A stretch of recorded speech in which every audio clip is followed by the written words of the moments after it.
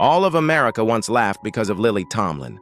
From Rowan and Martin's Laugh-In in the 1960s to Grace and Frankie half a century later, Lily Tomlin made millions laugh with her wit, charm, and a style of performance unlike anyone else's, profound, defiant, and strangely kind. Yet few knew that behind the woman who brought joy to the world was a heart that had learned to laugh just to survive. Born in Detroit, the city of steel and cold factories, Lily Tomlin grew up surrounded by poverty and prejudice. When Hollywood opened its golden doors, it also shut off every path to privacy. In an era when a woman without a husband was seen as an oddity, she had to choose between a dazzling career and a hidden love, a choice that would turn her entire life into a silent tragedy. More than 50 years later, people still see Lily Tomlin on stage. Small in stature, radiant smile, that familiar raspy voice. But look closer, and behind that smile are years of concealment and sleepless nights shared with Jane Wagner, the woman she has loved for over 50 years, yet once couldn't call lover before the world. In an industry where everything can be sold, fame, smiles, even truth, Lily Tomlin chose to keep one thing for herself, the honesty of her heart. And it was that very honesty, the thing that both exalted her and isolated her, that made her one of the most complex, tragic, and admirable women in Hollywood history, the woman who made the world laugh with the very things that once caused her pain.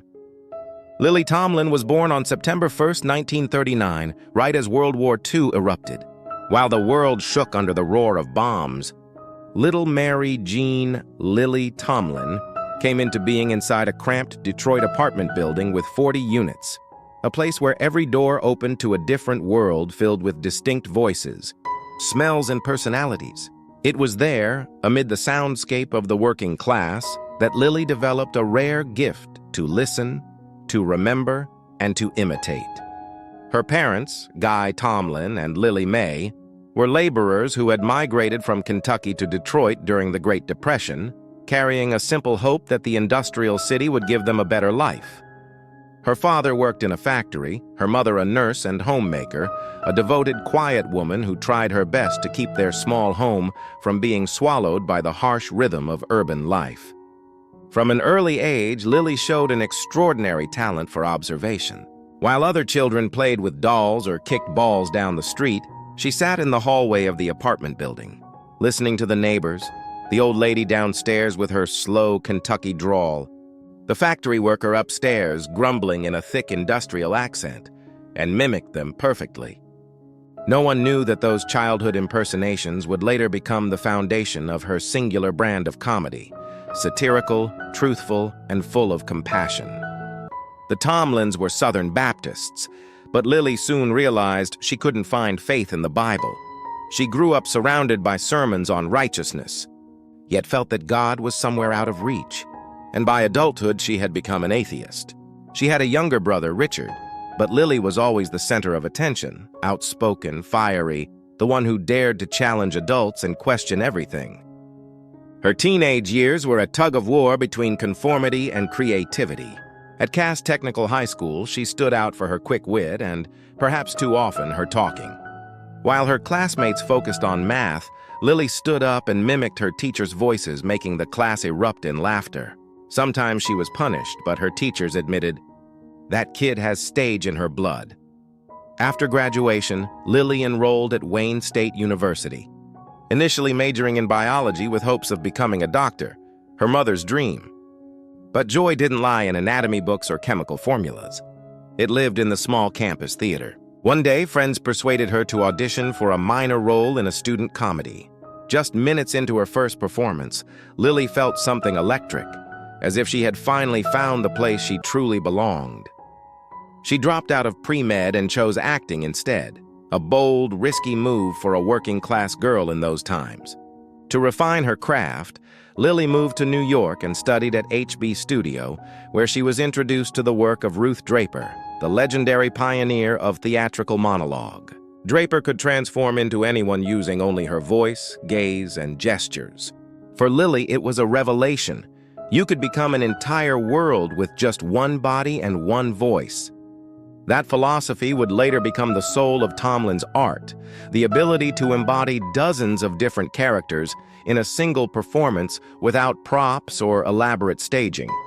But before standing under the lights of Broadway, Lily had to face the harsh realities of survival. In Detroit, then New York, she performed stand-up comedy in tiny bars where drunken, rowdy audiences often heckled at the sight of a woman on stage. By day, she worked as a waitress at the Howard Johnson's restaurant on Broadway. Yet even while carrying trays, Lily couldn't suppress her performer's instinct. She cracked jokes with customers, grabbed the restaurant's microphone to improvise, turning the place into a small stage where people came not just to eat, but to watch the waitress who performed. Detroit had taught Lily that strength was the only way to survive, but New York taught her how to hurt and still keep laughing. On cold nights, after performing for a handful of strangers, she returned to her small rented room, thinking of her parents and the voices in that old apartment building, whispering to herself, "If I can make someone laugh, maybe I'll never truly be alone." From that struggle, Lily Tomlin forged the survival instinct of a true artist, using laughter to fight against the silence of the world. And from there began the long journey ahead, radiant with light yet filled with loneliness, conflict, and a lifetime of quiet ache. Stepping into the 1960s, Lily Tomlin had to build everything from scratch. She began in small New York comedy clubs where each night only a few dozen scattered audience members watched and the pay barely covered rent. Yet even in those early performances, Tomlin stood apart. She didn't just tell jokes, she became her characters. The elderly, the children, the workers, the secretaries, each with their own voices, quirks, and gestures she had absorbed since childhood in that Detroit apartment building. The audience didn't just laugh, they recognized themselves in her. Amid a comedy scene drowning in recycled punchlines, Lily appeared like a new current of air. Her humor didn't rely on exaggeration, but on exposing the absurdity of ordinary life with intelligence, precision, and a touch of melancholy. That distinctive style quickly drew attention, opening the door to national television. In 1970, NBC invited Tomlin to join Rowan and Martin's Laugh-In, the most popular comedy show in America at the time. Initially, she refused. Lily feared that television, with its rigid scripts and mechanical production pace, would kill the spontaneity she saw as the soul of her art. But when she met producer George Schlatter, everything changed. He not only recognized her talent, but gave her full creative control over her characters, almost unheard of for a female performer back then. And Lily Tomlin did not waste that trust. Within months, she created characters that made America laugh and then quietly reflect on itself. Most iconic was Edith Ann, a mischievous 5-year-old perched on an oversized chair, delivering philosophical truths about adults in a childlike yet razor-sharp voice. When Lily first proposed the character, producers protested, "Too bratty. The audience won't like a kid who mocks grown-ups." Tomlin didn't argue. She simply stepped onto the stage, transformed into Edith Ann before their eyes with a southern drawl and innocent expressions drawn from the children she'd watched growing up. When she finished, the room was silent for a few seconds, then erupted in laughter. Edith Ann instantly became a cultural phenomenon. Soon after came Ernestine, the snarky, fast-talking telephone operator who mocked the hypocrisy of middle-class America. The two characters, one a child who told the truth, the other an adult who lied for a living, became dual mirrors of 1970s American society. And Lily was the only performer who could make both feel painfully real. The explosive success of Laugh-In made Lily Tomlin the first television comedian recognized as a serious artist. But she didn't stop there. In 1971, she released the comedy album This Is a Recording, featuring her monologues as Ernestine. The album was not only a commercial hit, but also earned her a Grammy Award for Best Comedy Recording, a rare achievement for a woman in an industry still dominated by men. From television to recording, Tomlin continued to expand the boundaries of her creativity. She wanted to prove that comedy wasn't just about telling jokes. It was an art form of intellect and humanity. After conquering both mediums, she turned to the stage, a place where she could command the entire space and express without limits. In 1977, Lily premiered her one-woman Broadway show appearing nightly. Alone on stage, she played dozens of roles, from a grumpy old lady and a foul-mouthed taxi driver to a sarcastic talk show host, transforming seamlessly through nothing but changes in voice, gaze, and posture. No co-stars, no elaborate sets, yet Lily Tomlin filled the theater with laughter and tears. The show became a landmark, cementing her as one of the finest stage comedians in America. From a young woman performing in tiny clubs, Lily Tomlin had become a multi-dimensional star, mastering television, music, and Broadway, three realms few of her contemporaries could ever bridge. But more importantly, she redefined what comedy meant. Not merely to entertain, but to reflect, to question, and sometimes to heal. Under the spotlight, audiences saw only a small woman who could make an entire nation laugh. But behind the curtain, Lily Tomlin knew the truth. Those very laughs were her only way to keep from breaking amid the secrets, the pressure, and the solitude that fame always demands. By the late 1970s, while many of her comedic peers began to fade, Lily Tomlin broke through in an unexpected direction: film. In 1975, she appeared in Robert Altman's Nashville, portraying a gentle gospel singer and mother of two deaf children. What seemed like a small role stunned critics. The New York Times called it a dazzling debut. Lily Tomlin doesn't act. She breathes her character into life. The film earned her an Academy Award nomination for Best Supporting Actress, transforming Lily Tomlin from a television comedian into a genuine film star.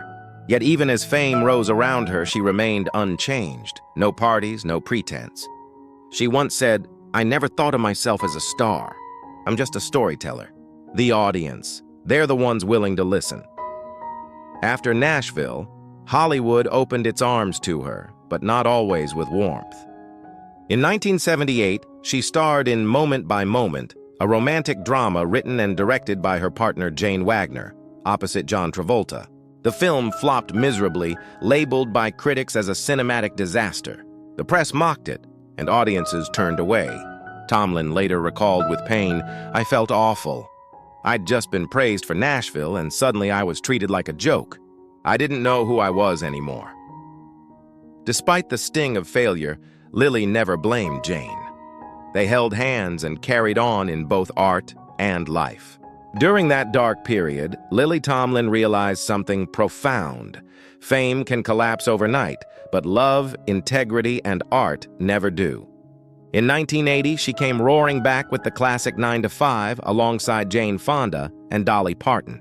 The film became a rallying cry for working women during the Reagan era, a sharp, hilarious story of three secretaries standing up to their sexist, tyrannical boss. Tomlin's character, Violet Newstead, was witty, biting, and deeply humane, a portrait of female strength and self-reliance. 9 to 5 became the highest-grossing comedy of the year and an enduring feminist statement in pop culture. From that point on, Lily Tomlin's name became synonymous with the image of a woman who fights back not through violence, but through wit and laughter. The 1980s and 1990s saw her dominate both stage and television. In 1985, she reunited with Jane Wagner for The Search for Signs of Intelligent Life in the Universe, a one-woman play in which Lily portrayed dozens of characters, from prostitutes and housewives to activists and aliens. It was more than a monologue. It was a manifesto about intellect, loneliness, and humanity's search for meaning. The production earned Tomlin the Tony Award for Best Actress, confirming her as a master of the one-woman stage and one of the most original voices American theater had ever seen. During this period, she became a frequent guest on some of television's most iconic programs: The Tonight Show, Saturday Night Live, Murphy Brown, The West Wing, and each time she appeared, Tomlin turned the studio into her own stage. She brought with her a warmth and sharp wit that made audiences laugh and then quietly reflect on themselves.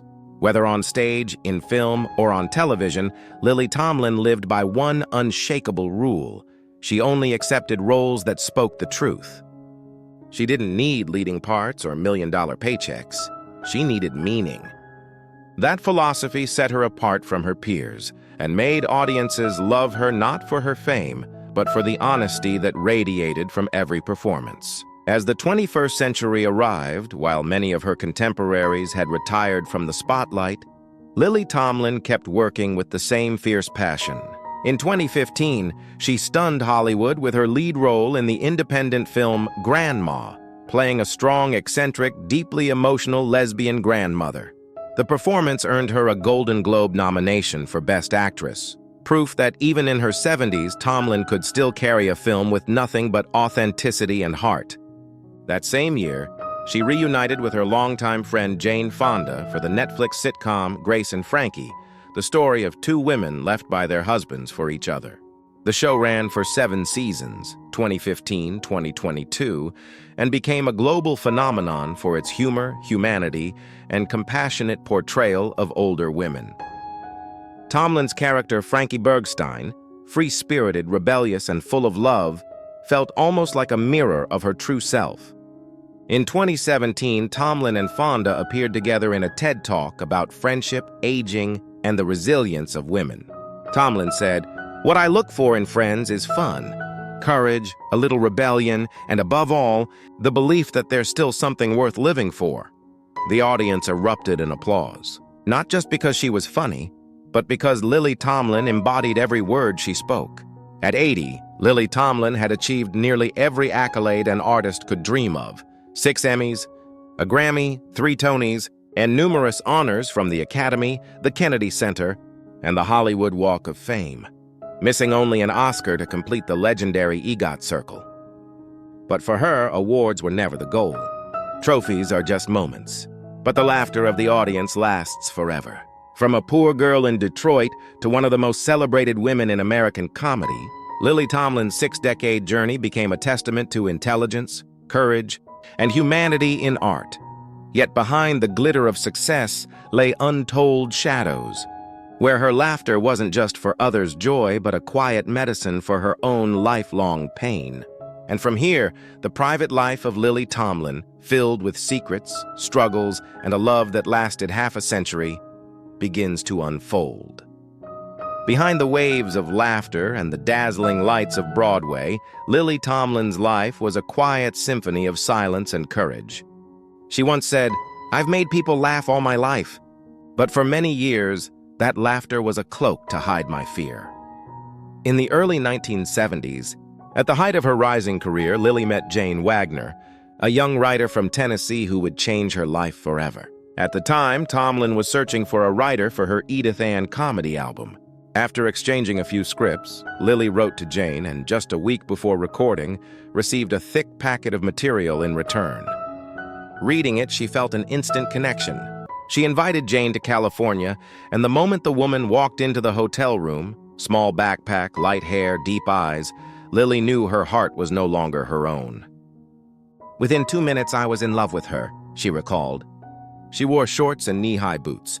"I didn't know why, but I knew I was looking at my future." They had been together since 1971, yet for decades, their love had to remain hidden. At that time, a female star coming out as gay could see her career end overnight. In 1975, Time magazine offered to put Tomlin on the cover if she would publicly come out. Lily refused, saying, "I want to be known for my work, not for a confession." That decision left her torn between 2 worlds, one bathed in stage lights, the other cloaked in secrecy. Even Lily's mother never knew the truth about her daughter's sexuality. In a 2015 interview, Tomlin admitted, "My mother was a Southern Baptist. It would have killed her. I waited until after she passed away to tell the truth. All her life, she thought Jane was just my dear friend." Though forced to love in the shadows, the 2 women built timeless art together. Jane Wagner became the creative soul behind Lily's greatest works, writing The Search for Signs of Intelligent Life in the Universe, the play that crowned Tomlin as a global theater icon. They worked, argued, loved, and forgave each other like 2 halves of the same artistic spirit. Tomlin once said, "Jane writes what I feel but can't say. She understands the world through words, and I understand it through laughter." When the era of hiding finally passed, they still chose simplicity, In 2013, after same-sex marriage became legal in California, Lily and Jane quietly went to the Van Nuys courthouse to get married. No gowns, no bridesmaids, just the two of them, a few close friends, and a pair of old rings they found in a jewelry box. Lily recalled with a smile, "I said, 'We have to have rings.' So I rummaged through my jewelry box and found two old bands. The ceremony lasted 15 minutes, but it was a lifetime." They once considered having children, even joked about using Jane's nephew as a donor, but eventually decided against it. Tomlin told The Guardian, "Looking back, I'm glad we didn't. The world is too complicated. I wouldn't want to worry about a child when I'm still trying to understand myself." For half a century, that relationship was not only love, it was salvation. When Tomlin faced public pressure or was attacked for her artistic choices, Jane was always there, silent, never judging, simply holding her hand and saying, "Keep going. I'll rewrite it for you in the language of the heart." Though they were opposites, Lily neat, disciplined, a morning person who loved gardening, Jane dreamy, forgetful, lost in books, their harmony was almost magical. When asked about the secret to 50 years together, Tomlin once told a reporter, "Respect and knowing when to be quiet." In a town built on breakups and reinventions, they remained one of Hollywood's rare constants. Honored with a shared star on the Palm Springs Walk of Fame in 2012, a tribute to two inseparable creative souls, Tomlin was once asked what she considered the greatest achievement of her life. She didn't mention her Emmys or Tonys. She simply smiled and said, "I have Jane. Everything else is just the beautiful consequence of loving the right person." At 80, they still live together in Los Angeles in a sunlit home filled with plants. On quiet days, Lily cooks, Jane writes, and at night they watch old movies or read new scripts. No noise, no spectacle, just two women who once had to love in the dark, now holding hands in the light. Perhaps what makes Lily Tomlin's story truly remarkable isn't just that it proves love can endure, but that it shows how, amid fame, prejudice, and loneliness, some people still choose to love with kindness and intelligence. And that love, more than any award, is what has kept Lily Tomlin standing strong in the noisy world she once made all of humanity laugh at. If one were to judge by awards alone, Lily Tomlin would stand among the greatest artists of the 20th century. But behind those numbers lies something far more important: a quiet revolution in comedy and in how society views women, aging, and difference. Across more than 6 decades, Tomlin never allowed herself to be confined to a single role. She was a comedian, a film actress, a stage performer, a producer, a social activist, and a trailblazer for the LGBTQ+ community in American arts. Before her, American television largely portrayed women as sweet, predictable, and submissive. After her, audiences witnessed a new archetype, a woman who could be intelligent, ironic, vulnerable, strong, and still lovable in her own unconventional way. From Edith Ann and Ernestine to Violet Newstead in 9 to 5 and Frankie Bergstein in Grace and Frankie, every one of Tomlin's characters represented a fragment of humanity, absurd on the surface but achingly real underneath. Critics have called her a storyteller through comedy, not because she mastered punchlines, but because she used laughter as a mirror reflecting society, its greed, its hypocrisy, and its desperate longing to be loved. In an era when actresses were judged by beauty standards, Lily Tomlin became a symbol of intellect and individuality. She paved the way for countless women who followed: Ellen DeGeneres, Tina Fey, Amy Poehler, Kate McKinnon, all of whom have credited her for showing them that women can make the world think while they make it laugh. For the LGBTQ+ community, her legacy runs even deeper. Tomlin never came out with slogans or declarations. She did it simply by living honestly and steadfastly. Through her half-century love with Jane Wagner, she never turned their relationship into a campaign or her sexuality into a banner. Instead, she showed something more profound, that love between two people, regardless of gender, can be just as deep, enduring, and beautiful as any other. Without raising a single flag, Lily Tomlin became a quiet pioneer for the right to love and to be oneself in one of the most demanding industries in the world. Offstage, Tomlin devoted much of her time to humanitarian work. She championed gender equality, environmental protection, and animal rights, and supported numerous charities focused on education, mental health, and community arts. In her 2014 Kennedy Center speech, she said, "We can't just make people laugh and walk away. If a laugh doesn't leave behind a trace of compassion, then it's only an empty echo." Lily Tomlin's legacy doesn't live in trophies or reviews. It lives in the way people remember her, as an artist who dared to be honest, to be vulnerable, and to be kind. She proved that comedy isn't a way to escape tragedy. It's a way to live alongside it, to look pain in the eye and still find a reason to laugh. In 2023, when the Academy presented her with the Lifetime Achievement Award, many young actors rose to their feet as her name was announced. Jane Fonda, holding back tears, said, "Lily didn't just make us laugh.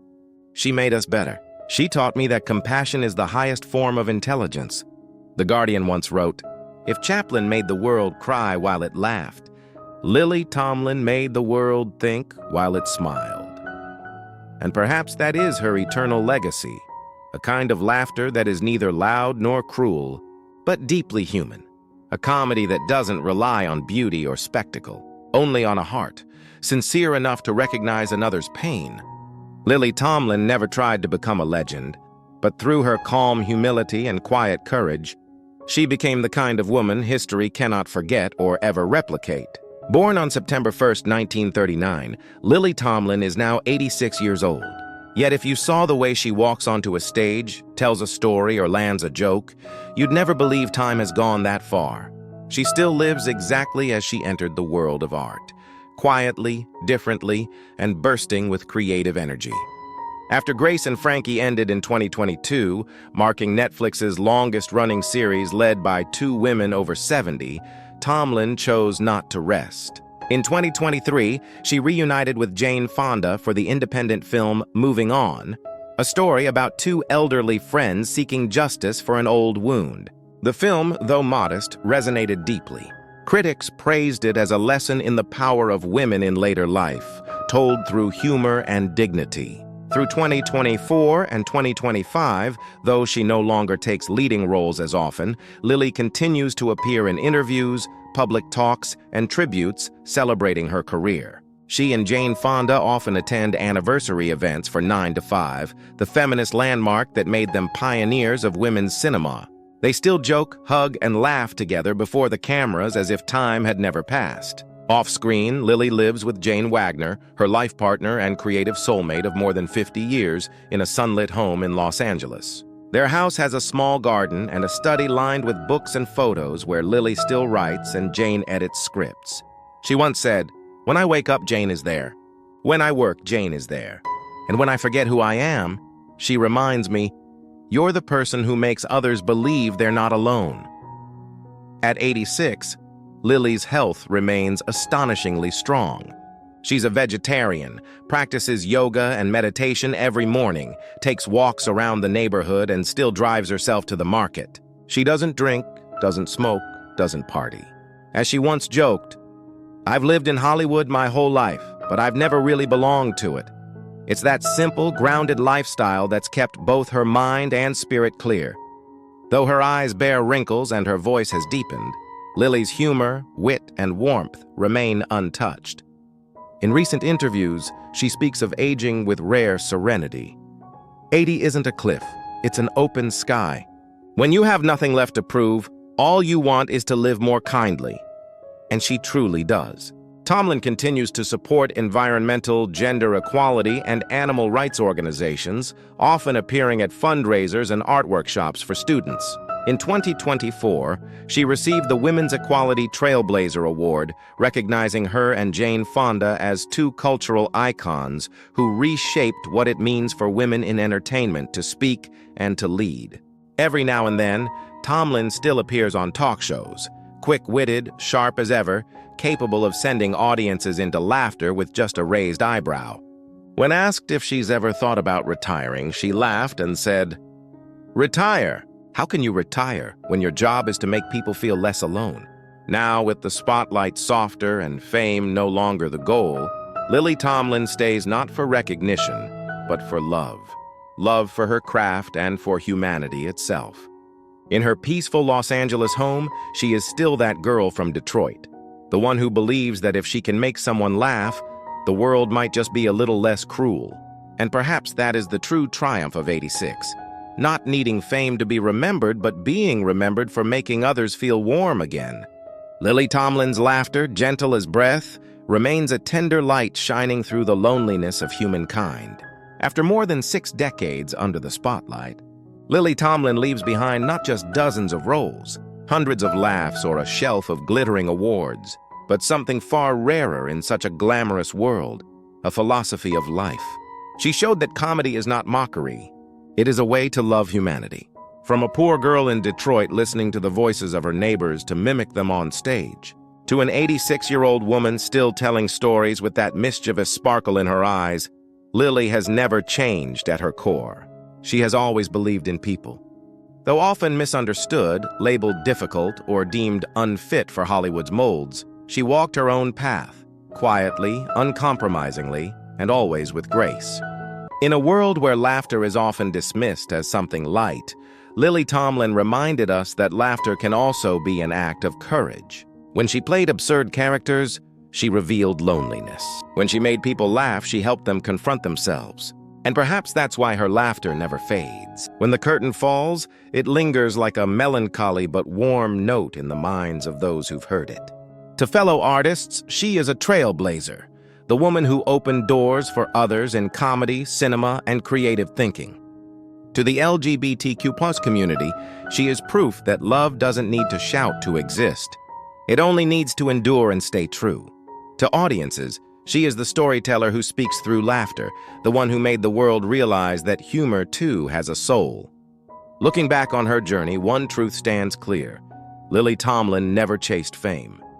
Fame found her because the world always seeks those who live authentically in an age of illusion. She once said, "If there's anything I'm proud of, it's that I've lived long enough to make people laugh and to make them think once the laughter stops." Indeed, Lily Tomlin's greatest legacy isn't housed in museums or carved on stone.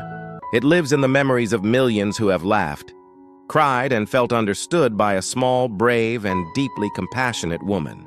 Lily Tomlin, the woman who made the world laugh not to escape pain, but to face it bravely. And what about you? When you think of her, will you remember the laughter or the tears behind it? Share your thoughts below.